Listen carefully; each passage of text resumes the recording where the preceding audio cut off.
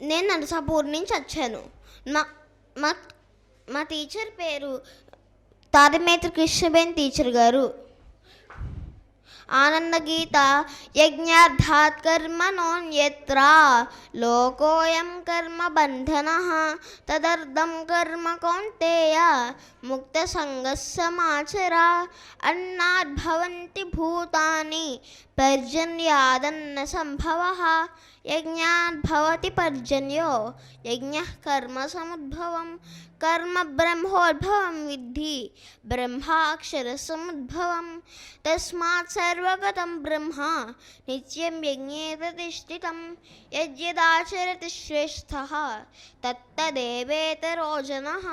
స యత్ ప్రమాణం కురుతే లోకస్తదనువర్తతే.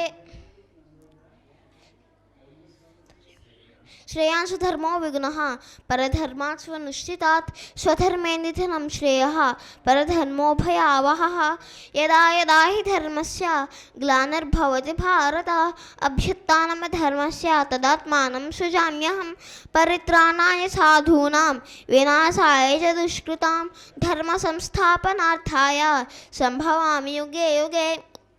వీతరాగభయక్రోధాః మన్మయా మాం పాశ్రితాః బహవో జ్ఞానతపసా పూతా మద్భావమాగతాః.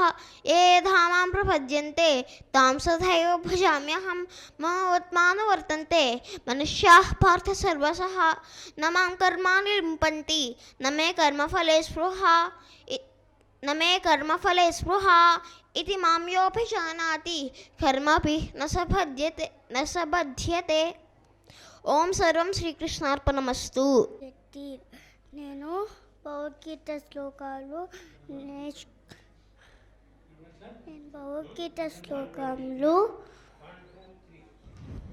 చెప్పబోతున్నాను. యజ్ఞార్థాత్ కర్మణో యత్ర లోకోయం కర్మ బంధనః తదర్థం కర్మ కౌంతేయ ముక్త సంగః సమాచర. అన్నాద్ భవంతి భూతాని పర్జన్యాదన్న సంభవః యజ్ఞాద్ భవంతి పర్జన్యో యజ్ఞః కర్మ సముద్భవః. కర్మ బ్రహ్మోద్భవం విద్ధి బ్రహ్మాక్షర సముద్భవం. తస్మాత్ సర్వగతం బ్రహ్మ నిత్యం యజ్ఞే ప్రతిష్ఠితం.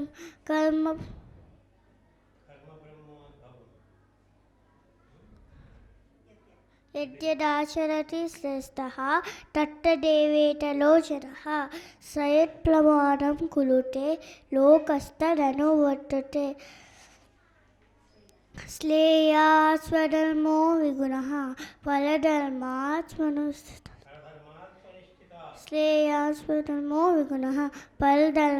స్వనుష్ఠితాత్. స్వధర్మే నిధనం శ్రేయః పరధర్మో భయావహః. యదా యదా హి ధర్మస్య గ్లానిర్భవతి భారత అభ్యుత్థానమధర్మస్య తదాత్మానం సృజామ్యహం. తత్తిత్రాణాయ సాధూనాం. శ్రీ గురుభ్యో నమః. ఓం శ్రీ గురుభ్యో నమః. నా పేరు వేదాశ్రిత. నేను భారతీయ విద్యాభవన్ పాలకొల్లు నుండి వచ్చాను. ఓం శ్రీకృష్ణ పరబ్రహ్మణే నమః. శ్రీమద్భగవద్గీత యజ్ఞార్థాత్ కర్మణోన్యత్ర లోకోయం కర్మ బంధనః తదర్థం కర్మ కౌంతేయ ముక్త సంగః సమాచర. అన్నాద్ భవంతి భూతాని పర్జన్యాదన్న సంభవః యజ్ఞాద్ భవతి పర్జన్యో యజ్ఞః కర్మ సముద్భవః. కర్మ బ్రహ్మోద్భవం విద్ధి బ్రహ్మాక్షర సముద్భవం. తస్మాత్ సర్వగతం బ్రహ్మ నిత్యం యజ్ఞే ప్రతిష్ఠితం. యజ్ఞదాచరతి శ్రేష్ఠః तत्तदेवेतरो जनः स यप्रमाणं कुरुते लोकस्तदनुवर्तते श्रेयान् स्वधर्मो विगुणः परधर्मात् स्वनुष्ठितात् स्वधर्मे निधनं श्रेयः परधर्मो भयावहः यदा यदा हि धर्मस्य ग्लानिर्भवति भारत अभ्युत्थानमधर्मस्य तदात्मानं सृजाम्यहं परित्राणाय साधूनां विनाशाय च दुष्कृतां धर्मसंस्थापनार्थाय सम्भवामि युगे युगे वीतरागभयक्रोधाः मन्मया मामुपाश्रिताः बहुज्ञानतपसा पूता मद्भावमागताः ये यदा मां प्रपद्यन्ते तां सदैव भजाम्यहं मम वर्त्मानुवर्तन्ते मनुष्याः पार्थ सर्वशः न मां कर्माणि लिम्पन्ति न मे कर्मफले स्पृहा इति मां योऽभिजानाति कर्मभिः न सबध्यते శ్రీకృష్ణ పరమాత్మ పాదవంద నమస్తే. అందరికీ నమస్కారము. నా పేరు సాహిత్. నేను మీ ముందుకు యజ్ఞాదాత్ కర్మణోన్యత్ర లోకోయం కర్మ బంధనః తదర్థం కర్మ కౌంతేయ ముక్త సంగః సమాచర అన్నాద్ భవంతి భూతాని పర్జన్యాదన్న సంభవః యజ్ఞాద్ భవతి పర్జన్యో యజ్ఞః కర్మ సముద్భవ కర్మ బ్రహ్మోద్భవం విద్ధి బ్రహ్మాక్షర సముద్భవం తస్మాత్ సర్వగతం బ్రహ్మ నిత్యం యజ్ఞే ప్రతిష్ఠితం యజ్ఞదాతరతి శ్రేష్టః తత్తదేవేతరో జనః స ప్రమాణం కురుతే లోకస్తదనువర్తతే శ్రేయాన్ స్మధర్మో విగుణః పరధర్మాత్ స్వనుష్ఠితాత్ స్మధర్మే విధనం శ్రేయః పరధర్మో భయావహः యదా యదా హి ధర్మస్య గ్లానిర్భవతి భారత అభ్యుత్థానమధర్మస్య తదాత్మానం సృజామ్యహం పరిత్రాణాయ సాధూనాం వినాశాయ చ దుష్కృతాం ధర్మ సంస్థాపనార్థాయ సంభవామి యుగే యుగే వీతరాగభయక్రోధాः మన్మయా మాముపాశ్రితాः వహో జ్ఞానతపసా భూతా మద్భావమాగతాः ये यदा मां प्रपद्यन्ते तान् तदेव भजाम्यहं मम वर्त्मानुवर्तन्ते मनुष्याः पाद सर्वतः न मां कर्माणि लिम्पन्ति न मे कर्मफले स्पृहा इति मां योऽभिजानाति कर्मविहीन सबध्यते. అందరికీ నమస్కారం. నా పేరు దేవాంశ్. యజ్ఞాదాత్ కర్మణోన్యత్ర లోకోయం కర్మ బంధనః తదర్థం కర్మ కౌంతేయ ముక్త సంగః సమాచర అన్నాద్ భవంతి భూతాని పర్జన్యాదన సంభవః యజ్ఞాద్ భవతి పర్జన్యః యజ్ఞః కర్మ సముద్భవః కర్మ బ్రహ్మోద్భవం విద్ధి బ్రహ్మాక్షర సముద్భవం తస్మాత్ సర్వగతం బ్రహ్మ నిత్యం యజ్ఞే ప్రతిష్ఠితం యద్యాదాచరతి శ్రేష్టః తత్తదేవేతరో జనః సాయ ప్రమాణం కురుతే లోకాస్తదనువర్తతే శ్రేయాన్ స్వధర్మో విగుణః పరధర్మాత్ స్వనుష్ఠితాత్ స్వధర్మే నిధనం శ్రేయః పరధర్మో భయావహः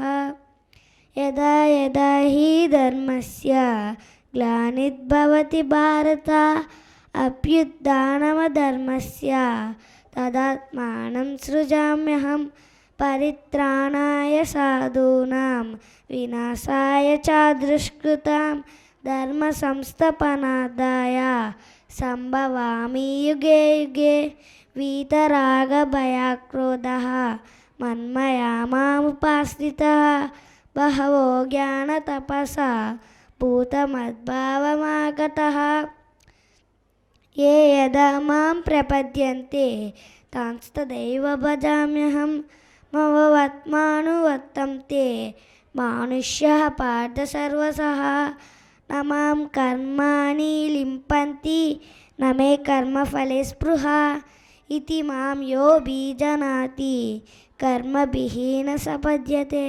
నమస్కారం, నా పేరు లోహిత. యజ్ఞార్థాత్ కర్మ న్యోన్యత్ర లోకోయాం కర్మ బంధనః తదర్థం కర్మ కౌంతేయ ముక్త సంగః సమాచర. అన్నాద్ భవంతి భూతాని పర్జన్యాదన సంభవః యజ్ఞాద్ భవతి పర్జన్యో యజ్ఞః కర్మ సముద్భవః. కర్మ బ్రహ్మోద్భవం విద్ధి బ్రహ్మాక్షర సముద్భవం. తస్మాత్ సర్వగతం బ్రహ్మ నిత్యం యజ్ఞే ప్రతిష్ఠితం. యద్యాదాచరతి శ్రేష్టః తత్తద్దేవేతరో జనః. సాయ ప్రమాణం కురుతే లోకాస్తదనువర్తతే. శ్రేయాన్ స్వధర్మో విగుణః పరధర్మాత్ స్వనుష్ఠితాత్. స్వధర్మే నిధనం శ్రేయః పరధర్మో భయావహ. యదా యదా హి ధర్మస్య గ్లానిర్భవతి భారత అభ్యుత్థానమధర్మస్య తదాత్మానం సృజామ్యహం. పరిత్రాణాయ సాధూనాం వినాశాయ చ దుష్కృతాం. ధర్మ సంస్థాపనార్థాయ సంభవామి యుగే యుగే. వీతరాగభయక్రోధః మన్మయా మాముపాశ్రితః. బహవో జ్ఞానతపసా పూతమద్భావమాగతః.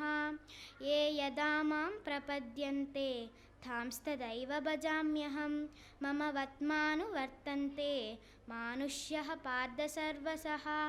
న మాం కర్మాణి లింపంతి న మే కర్మఫలే స్పృహా ఇతి మాం యో బీజనాతి కర్మభిః న సబధ్యతే. ఉదయం నా పేరు సంహిత. నేను 3వ తరగతికి వచ్చాను. సంహిత. నేను యజ్ఞాదాత్ కర్మణోన్యత్ర లోకోయం కర్మ బంధనః తదర్థం కర్మ కౌంతేయ ముక్త సంగః సమాచర.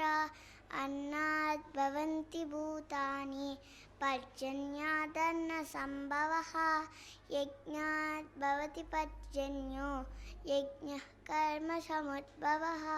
కర్మ బ్రహ్మోద్భవం విద్ధి బ్రహ్మాక్షర సముద్భవం. తస్మాత్ సర్వగతం బ్రహ్మ నిత్యం యజ్ఞే ప్రతిష్ఠితం. యద్యదాచరతి శ్రేష్టః తత్తదేవేతరో జనః.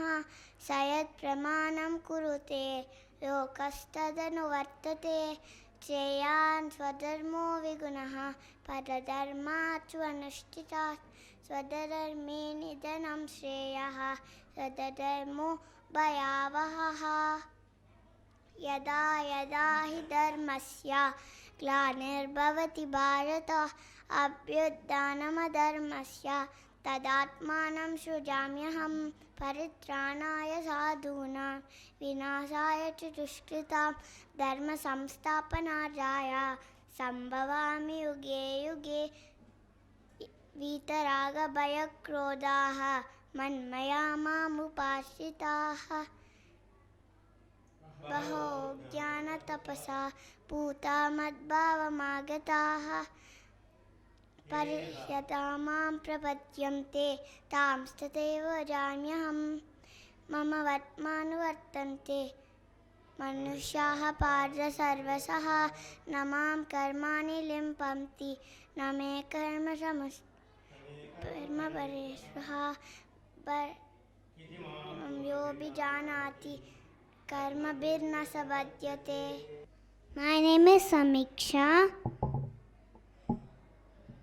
Om Yajñata कर्मणोऽन्यत्र लोकोऽयं कर्मबन्धनः तदर्थं कर्म कौन्तेय मुक्तसङ्गः समाचर.